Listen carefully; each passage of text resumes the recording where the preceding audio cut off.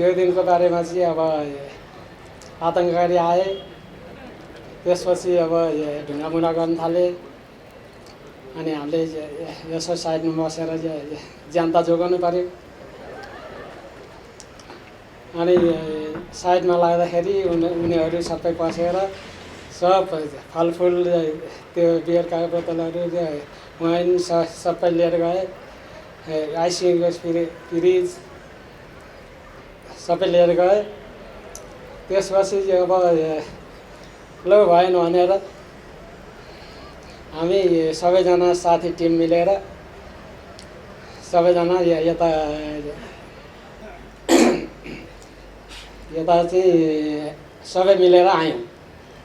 त्यसपछि सबैजना अरू भित्रबाट लखेट्ने, मैले चाहिँ बाहिरबाट ड्याङ्गी लट्ठीले हाने।